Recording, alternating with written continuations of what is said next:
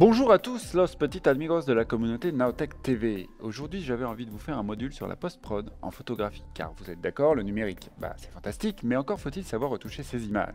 Aussi, je me suis dit qu'un petit tutoriel sur la retouche de peau en portrait pourrait grandement vous intéresser. Seulement voilà, la retouche de peau, ou la retouche beauté, comme on peut l'appeler ici ou là, est un exercice terriblement périlleux.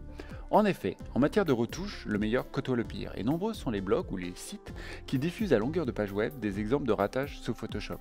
Une loi a même été votée en 2015 en France pour imposer la mention photo retouchée quand il s'agit d'images présentant une image de femme.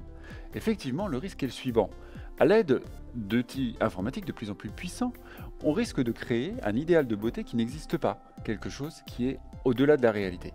J'ai donc longtemps hésité à vous faire part de mon expérience en matière de retouche beauté, car le sujet trop controversé m'apparaissait plutôt clivant pour une chaîne didactique et divertissante comme la nôtre. Et puis je me suis dit, et si j'avais une contrepartie féminine ? Une personne, un moi sous œstrogène, qui m'accompagnerait sur cette émission et donnerait son avis. Si certains le font, pourquoi pas moi, effectivement. Et qui de mieux pour remplir ce rôle que Stacy, ma sœur jumelle britannique. Bonjour Stacy, merci d'être venue. You're welcome. Alors Stacy, tu n'es pas photographe, Non. tu es la présidente du comité de protection des blondes, c'est C'est ça? ça. Ok, en tout cas, je te remercie d'avoir accepté de venir You're sur welcome. cette émission et tu interviens quand tu veux, quand D'accord. cela te paraît D'accord. judicieux. Je pense que cette émission va être assez barrée. En attendant, jingle.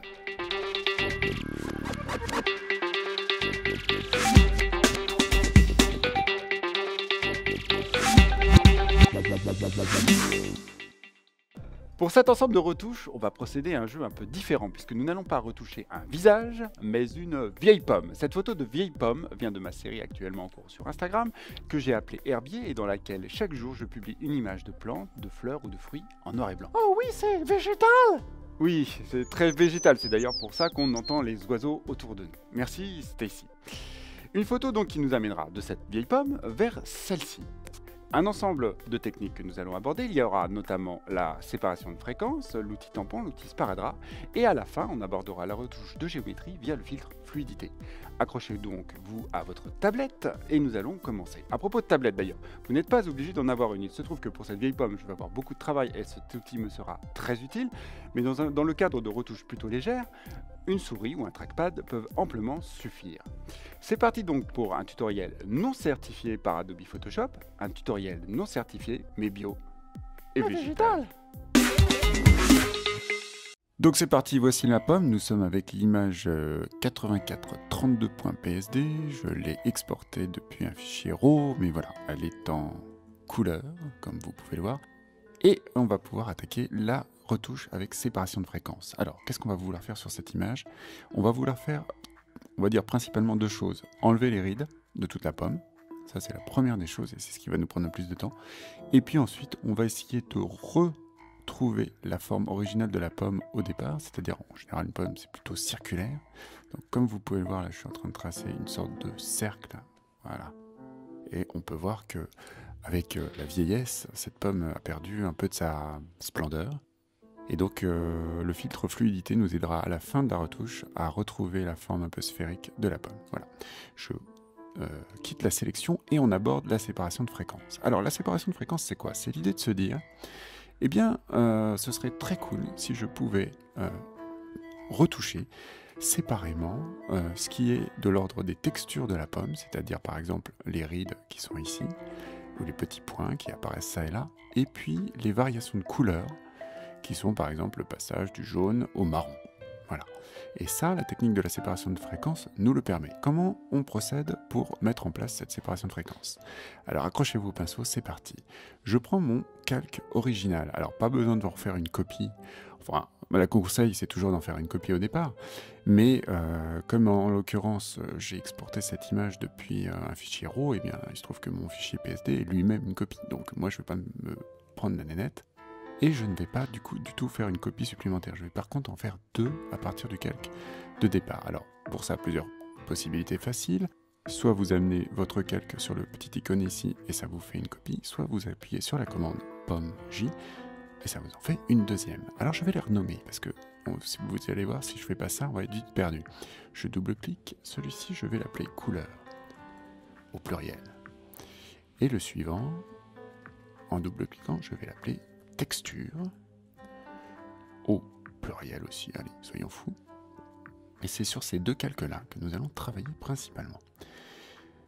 J'éteins le calque texture et je procède à une petite manip sur le calque couleur. Je vais appeler et invoquer le filtre flou gaussien.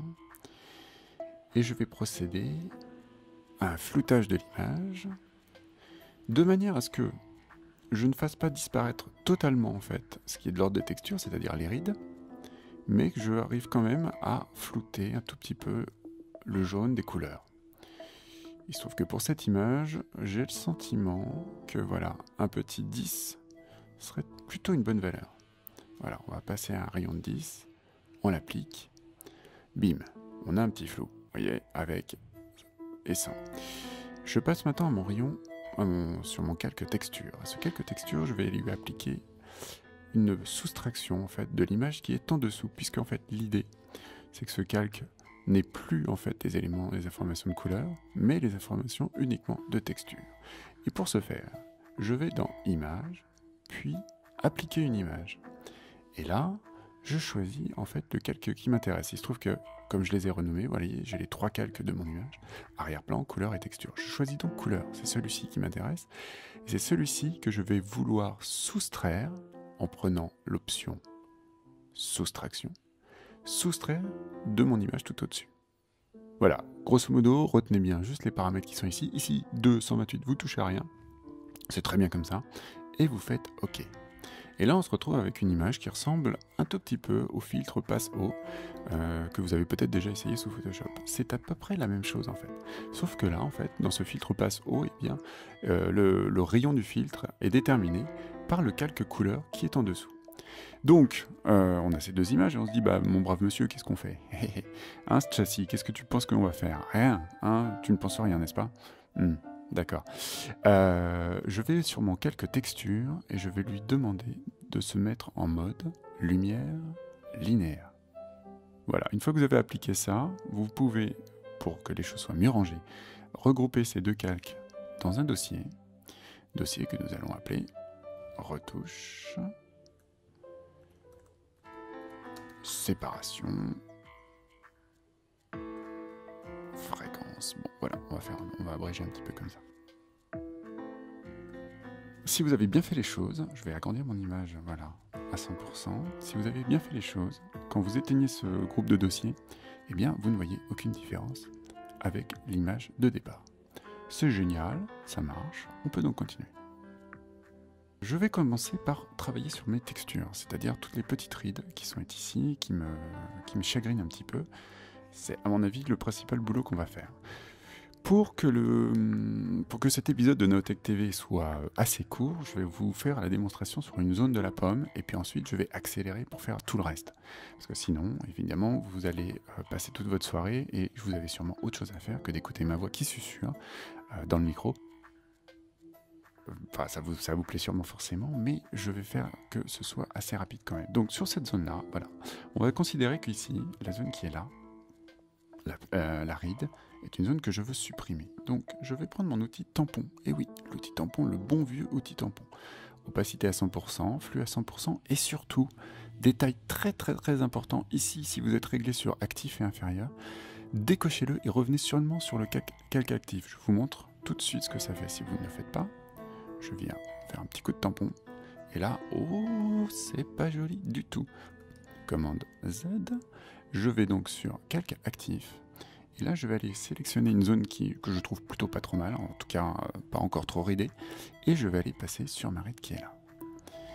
Voilà.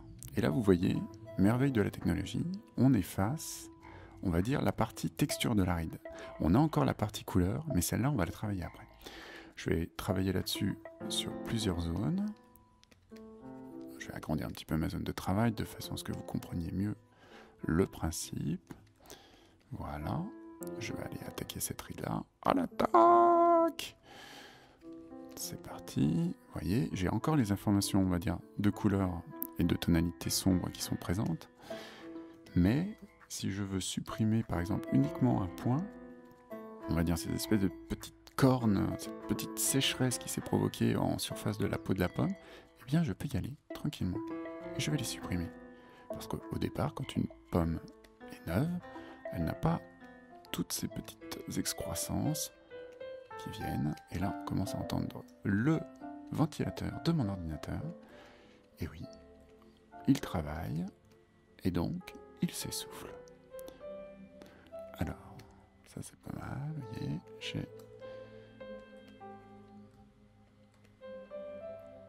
il faut bien choisir sa zone, évidemment. Travail très fastidieux, comme tout travail de retouche, parce que un bon travail de retouche, c'est un travail local, c'est un travail qui se fait par petites touches. Si vous faites les choses de manière trop générale, ça aura l'air forcément faux. Et on n'aurait pas appliqué un travail de qualité. Voilà. Là, regardez, j'ai encore ces petites excroissances. Parfait. Très bien. On va dire qu'on est bien sur cette zone. Là, j'ai encore une excroissance ici. Il ne va pas s'en aller. Voilà. Ok. Je ne sais pas si vous avez bien vu, je vais créer un nouveau calque pour vous montrer exactement dans quelle zone on travaille. Je me choisis une couleur bien visible, disons un beau bleu. Voilà. Et je vais réduire la taille de mon pinceau. Voilà, on travaille à peu près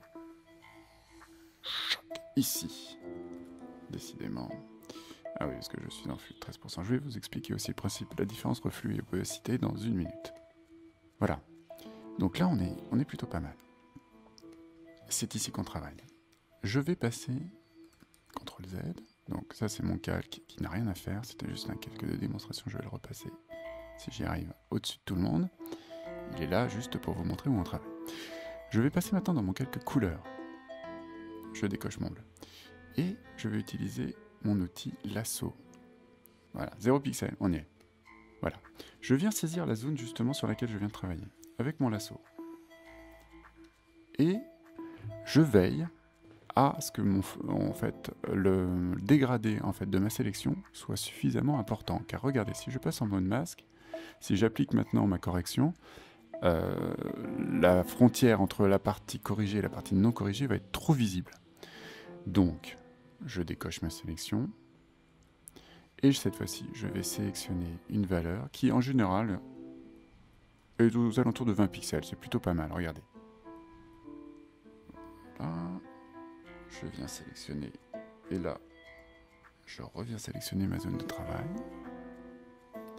Si je repasse en mode masque, vous voyez, cette fois-ci, j'ai un dégradé. Et grâce à ce dégradé, en fait, ma correction sera moins visible.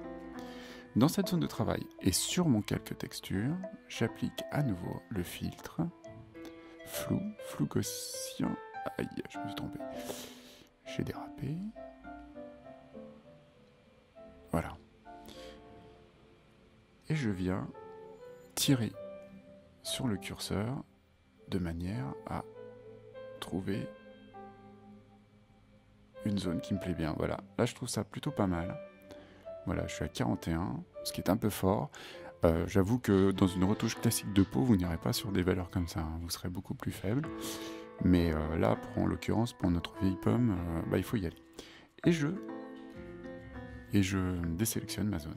Et là, on a une zone qui est à peu près, si je remets, voilà, ma zone de travail, qui ressemble à peu près à une texture. Regardez, si j'agrandis l'image, on a encore, voilà, des éléments en fait de texture de la peau, de la pomme, mais on a supprimé, voilà, les rides qui étaient en dessous.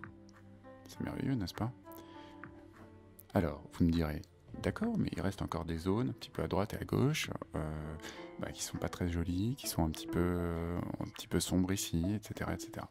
C'est vrai. Et là, on a une technique supplémentaire qui vient toujours se faire dans notre dossier de séparation de fréquences, et qui est une technique qui est assez peu connue et que je vous livre en primeur à vous, les Naotech TV, parce que je vous adore. Vous créez un nouveau calque vide, voilà. Vous venez le placer en dessous du calque de texture. Ce calque, vous le laissez ainsi. Vous pouvez le renommer si ça vous intéresse, parce que l'intérêt c'est d'en faire plusieurs. Là, par exemple, moi, je vais double-cliquer et puis je vais l'appeler zone 1, puisque c'est un peu la première zone, celle sur laquelle on a travaillé, sur laquelle je travaille. Et je vais prendre mon petit pinceau, la brosse B. Et là, je vais veiller à être dans un flux qui sera assez faible, on va dire aux alentours de 11-12%. Vous pouvez être à 20, vous pouvez être à 8, à vous de voir. Quelle différence entre opacité et flux? Alors, je vous avais expliqué dans un précédent épisode que moi j'utilisais une tablette, et si vous en utilisez une, mais même si vous n'en utilisez pas et que vous faites ça à la souris, c'est intéressant, c'est plus intéressant de travailler avec les paramètres de flux que les paramètres d'opacité. Je vais créer un nouveau calque, voilà, et je vais vous montrer pourquoi. Alors, si je viens peindre, je vais prendre une belle couleur noire, si je viens peindre en ayant réglé mon flux, on va dire, à 19%.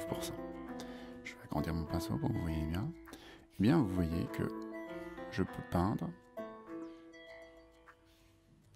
plusieurs fois, ça superpose. Mais si je fais un seul trait, voilà, et je continue, eh bien, je peux peindre autant de fois que je veux, en faisant des allers-retours. La zone centrale sera toujours à la même opacité. Avec les paramètres de flux inverse, donc opacité à 100%, mais flux passé à 18%, à ce moment-là, je peux passer et repasser et gérer, on va dire, légèrement, puis un peu plus, voilà, mes corrections. Et donc, en utilisant une tablette, ça nous permet d'être beaucoup plus précis, en tout cas de commencer très légèrement et puis d'y aller un peu plus fortement si on s'aperçoit que les corrections qu'on a appliquées n'étaient pas suffisantes. On retourne dans ma pomme. Alors, je suis donc dans mon petit calque zone 1 et puis je me dis, eh bien écoutez, c'est pas mal, mais ici j'ai encore un peu de ce jaune qui était présent tout à l'heure à l'intérieur de ma vieille ride. Je prends donc mon pinceau et je vais venir à ce moment-là réduire un tout petit peu sa taille et je vais venir sélectionner la couleur qui, voilà, jaune, qui était à côté. Vous voyez, j'ai utilisé le raccourci Alt qui me permet en fait de sélectionner la pipette. La couleur jaune ici a été prise et je vais aller passer doucement, voilà, dans la zone où j'étais encore un peu sombre à cause, évidemment, de ma vieille ride. Et alors, si je vous montre maintenant, si je l'enlève, vous voyez la différence? J'ai recorrigé, voilà, cette petite variation de ton et je peux faire la même chose dans différents endroits pour essayer soit de rééclaircir, mais si l'envie m'en prend, soit de réassombrir, bien évidemment. Je vous ai démontré donc tout le travail à faire sur cette zone-là. Il me reste à le faire pour le reste de la pomme. C'est parti pour moi, j'ai du boulot, à tout à l'heure.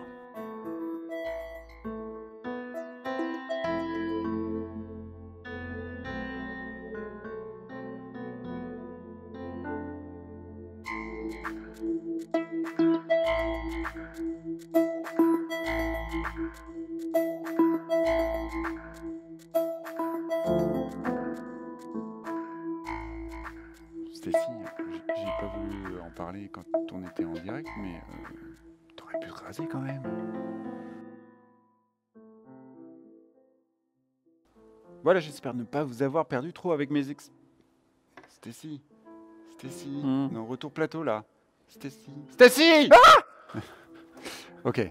Je disais donc, j'espère ne pas vous avoir trop perdu avec mes explications sur cette partie sur la séparation de fréquences, qui est un peu complexe, je l'avoue. Mais bon, rien de terrible non plus. Je vais d'ailleurs faire profiter à ceux qui nous soutiennent sur Tipeee, à partir du niveau Silver, c'est-à-dire ceux qui nous soutiennent à partir de 2 € par mois. Eh bien, pour tout cela, je vous ai préparé un script Photoshop et sa notice d'installation, script qui vous permettra d'obtenir les deux calques haute fréquence et basse fréquence en un clic de souris. C'est bon, Stécie, on peut y retourner ?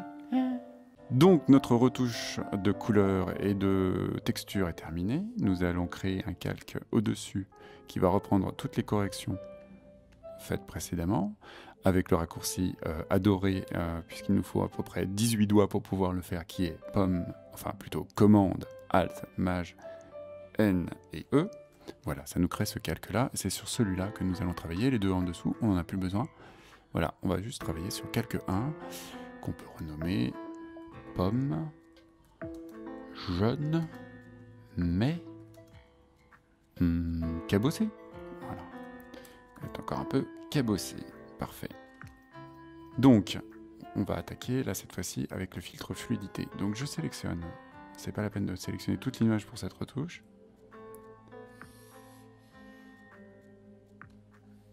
Voilà, je sélectionne la zone qui m'intéresse et je vais invoquer le filtre qui se trouve dans la galerie des filtres et qui s'appelle fluidité.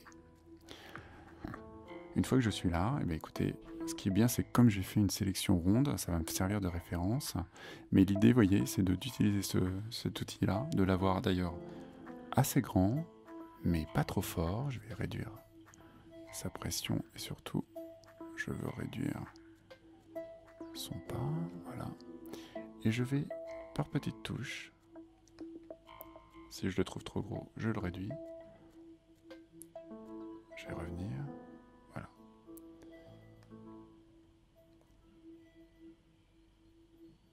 L'idée avec le filtre fluidité, c'est vraiment d'y aller vraiment par toutes petites touches. C'est-à-dire que si vous faites un gros truc bien violent, ben voilà, ça va être vraiment excessif.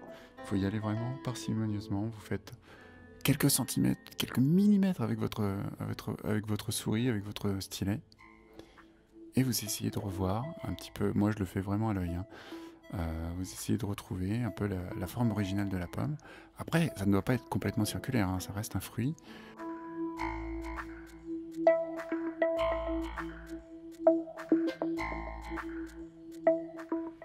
Ok, le côté droit me plaît bien, le côté gauche beaucoup moins. Donc ce qu'on va faire, c'est que je vais procéder au calcul du filtre et à l'aide de l'outil correction d'historique, je vais placer en fait ma correction à avant, voilà, la sélection, même voilà, quand j'ai changé de nom. Et puis je vais venir peindre la zone que je ne veux pas voir retouchée. Pareil, c'est comme un pinceau. Donc on peut choisir sa taille. Parfait. Vous voyez, et je vais revenir dans la zone qui m'intéresse de retrouver. Et puis on va retravailler ça tout à l'heure. Voilà.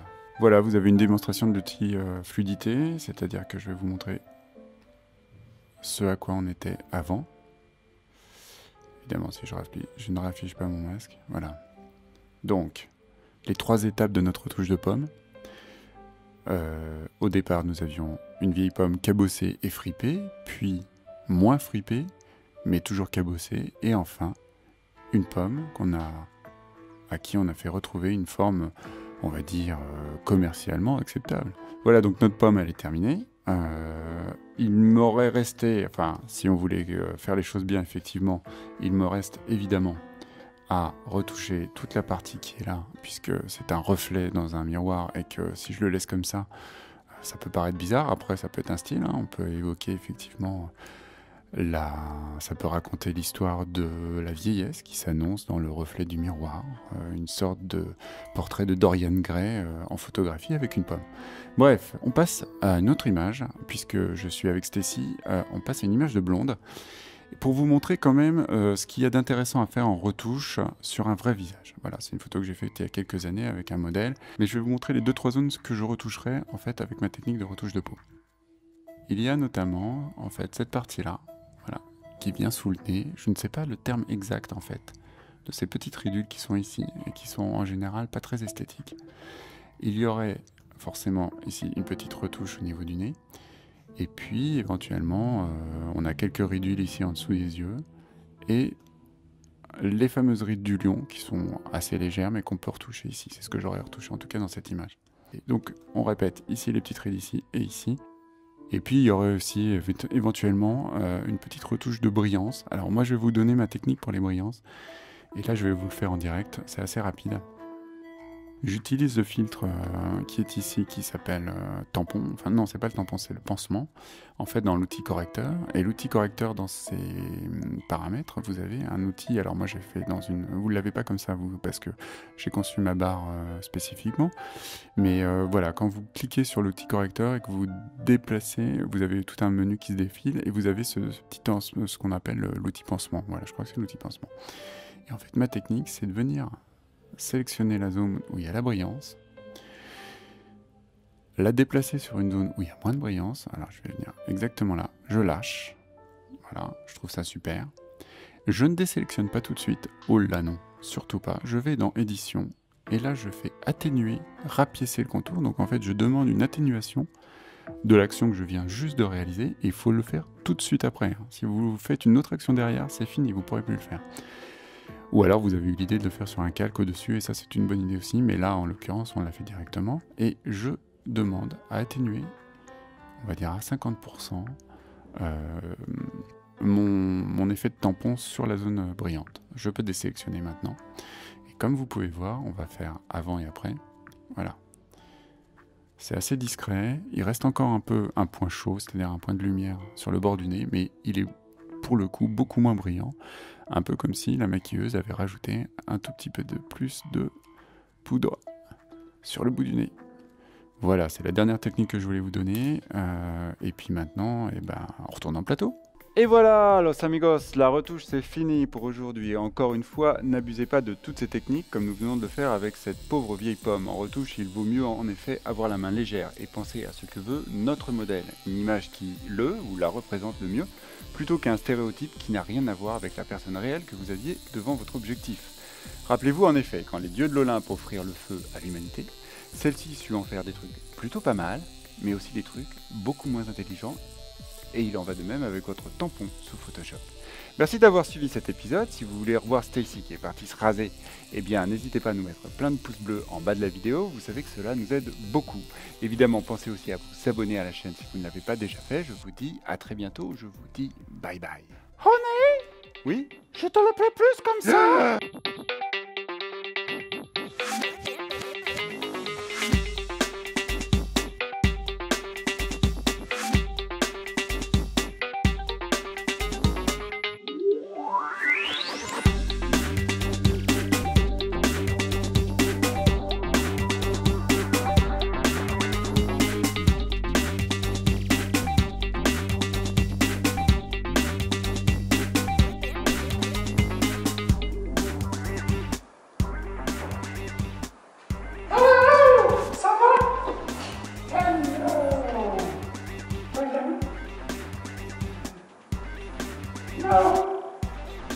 Salut les enfants, on se met à la Julien Courbet. Et c'est pareil pour Stacy, on la mettra à la Stacy. Ouais, je pense que ça peut être la solution. Babadi babadou babada wa wa wa. Exactly. Yes. You're welcome. Of course. Pour la partie astuce, j'avais envie aujourd'hui de vous proposer un quiz culturel, car la communauté Naotech, c'est pas de la gnognotte, et je sais, vous en avez dans le ciboulot, rien à voir avec ceux qui like Enjoy Phoenix. Je vous propose donc de retrouver l'auteur et le titre d'une photographie célèbre qui a inspiré l'image suivante. Voilà, vous voulez un indice? Eh bien, disons que l'image que vous devez chercher était elle-même inspirée d'un tableau d'un peintre du 19e siècle. J'en ai déjà trop dit? Bon, la réponse, vous la mettez où vous voulez, dans les commentaires de l'émission en bas de la vidéo, sur Twitter, sur Facebook, sur Vine, sur la Lune, où vous voulez. Rien à gagner, juste le plaisir de montrer à tout le YouTube mondial que nous, les Naotech TV, on est des champions. Et comme le disait le très regretté Julien Lepers, c'est à vous de jouer.